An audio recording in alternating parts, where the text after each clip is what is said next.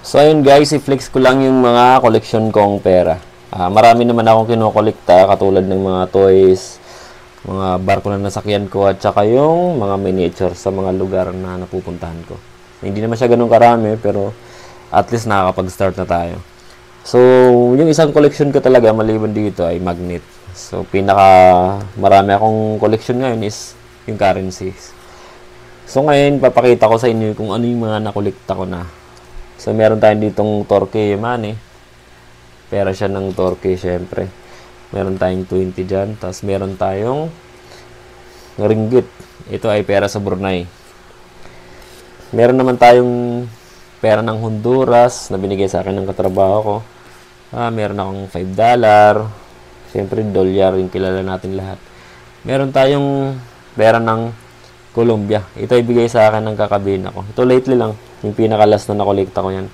Ito naman pera ng Pakistan. Ito nakasulat Pakistan. So 100 Pakistan. Meron na rin tayo.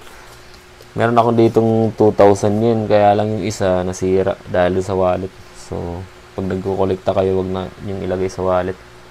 Kasi pag tinupi, tsaka ang lapad niya kasi kaya siya tinawag na lapad. So meron tayong 2,000 yen na tinatawag. Meron din akong pera dito ng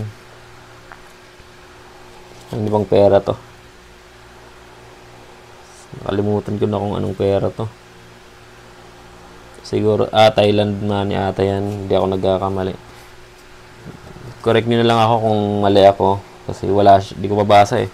So ito yung pera ng UAE, United Arab Emirates. So meron tayong 5 dinar ba yan? Meron din tayong pera ng Oman. So, dahil nasa Middle East tayo, kumplituhin natin yung pera ng Middle East. Ito naman ay pera ng India. So, 20 rupees. Meron din tayong $5, Caribbean dollars.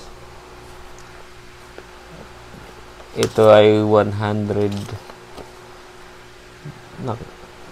Taiwan. Nung nag-Taiwan ako, naalala ko na meron ako 100 Taiwan money. At ito din naman ng pera ng Malaysia. Maliit lang. Parang dito ginayas siguro yung pera ng Pilipinas. Kasi yung texture niya. Yes, meron din tayong $2. Nakaipon din pala ako ng maraming dollars. Marami na akong dollars dahil sa mga tip. Kaya lang, pinapalitan ko na siya katulad ng euro. Tsaka, kasi mas magagamit natin yung pera natin dito. Meron din akong Jamaican money, $50. Nung bumili ako sa Jamaica, sinuklian ako ng ganyan. At saka Argentinian money. Bigay sa akin yan ng friend ko. Itong Saudian Real, so kilala yan ng mga nagsasaudi, syempre. Ito yung 20 rupees, pera ito nakalimutan ko na actually kung anong bansa ito, basta part siya ng Middle East din. Ito naman pera ng Malaysia. So 5 ringgit. Ito ay na Sri Lanka. Yes, yung assistant ko sa barko na Sri Lanka na pinahirapan ako. Ayan, nagbigay siya sa akin ng 40. So dalawa yan. Ito naman yung pera ng Nepal. May friend akong Nepali dati. So binigyan niya ako ng pera nila. Ito ay 5,000 Indonesian money. So, tinatawag lang rupiah. Siyempre, meron din tayo niyan. Sa dami nating Indonesian na katrabaho. Ito yung pera ng Singapore. $2 pala, sorry. At ito naman ay sa UAE din. So, 10 dirhams UAE money. Pera ng Honduras, syempre, dahil marami tayong katrabaho Honduras. Give and take lang, nagbibigay din ako ng Philippine money. Bibigay din sila niyan. Ito yung isa sa pera ng India. So, 10 rupees, Indian money. Syempre, makakalimutan ko ba naman yung kung saan ako nagtagal magtrabaho. 2 taon din ako sa Bahrain. So, ito yung pera nila, yung pinaka-small amount na yung kinuha ko. Syempre, mataas kasi yung value niya. Ito man yung pera ng nakalimutan ko kung anong bansa ito. As in, nakalimutan ko siya kung saang bansa. So, basta part siya ng Africa. African money. I think South Africa siya. Ito yung 2,000 ng Indonesian money. Meron na tayo kanina. Ito yung pera ng Kenya. Yung friend kong Kenya na lagi kami nagbibiruan. Dahil sa maputi ako, maitim siya. Yun, binigyan niya sa akin. Honduras money. So, 5 Honduras money. At saka ito naman yung pera ng Cuba. Ang sarap pumunta sa Cuba, para kang nanirahan ng 1970s sa Havana, Cuba. Kaya lang din nakabalik yung barko doon. Bigay sa akin ng Mauritius ko na kaibigan.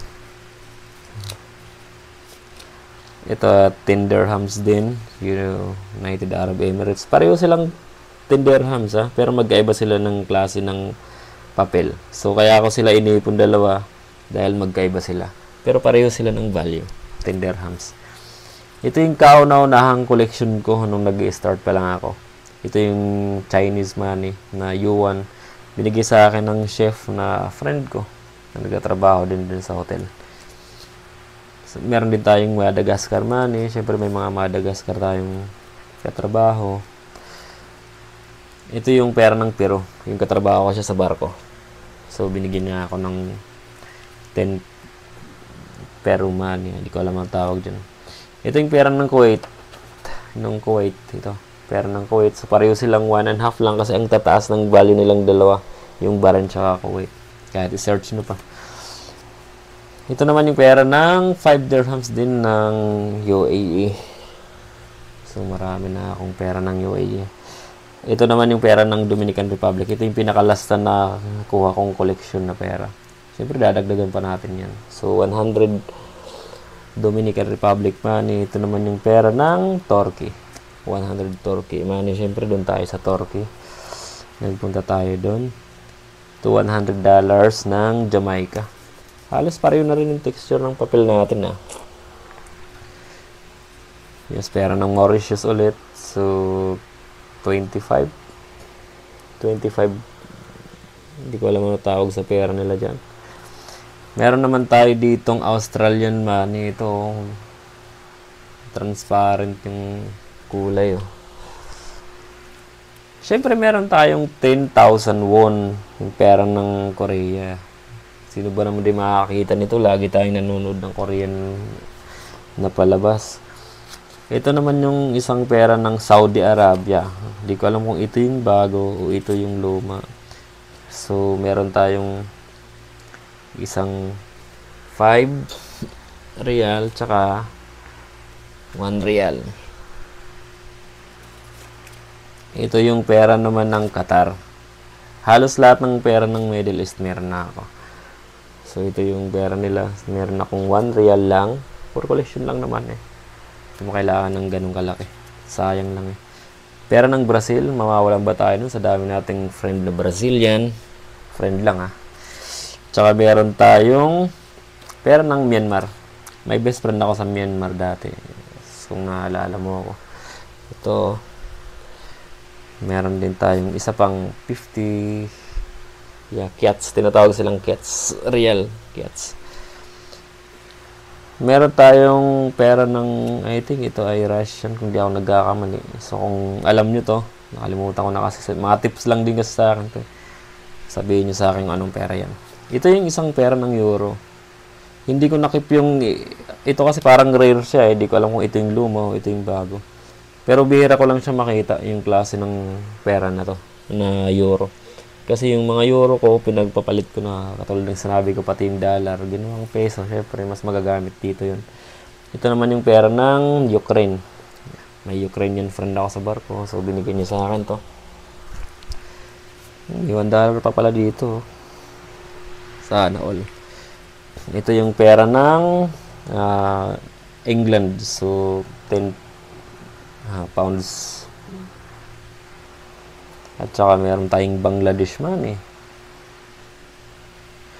Meron pa tayong 1,000 won na Korean money. Siyempre, alam natin yan. At saka yung huli natin is 100,000 na pera ng Indonesia. So, ito lang guys. Ito yung mga nakolekta ko. So, di pa naman siya ganun karami. Pero medyo marami na rin para sa akin. Kaya dadagdagan ko pa siya. Ang gusto ko kasi magkaroon ako ng pera lahat ng bansa, yung mga currency. Kasi kailangan ko siyang kolektahin lahat. Sana makompleto ko to bago ako mag-retiro magbarko. So far naman, siguro nakakalahati na din naman ako, lampas na. So, yun lang muna sa ngayon. Pag nadagdagan to ng medyo marami, so mag-upload ulit tayo ng video. So, maraming salamat. Sana kayo din sa mga nagko-collection dyan. Ipakita nyo na yung sa inyo. Palit tayo. Bye-bye!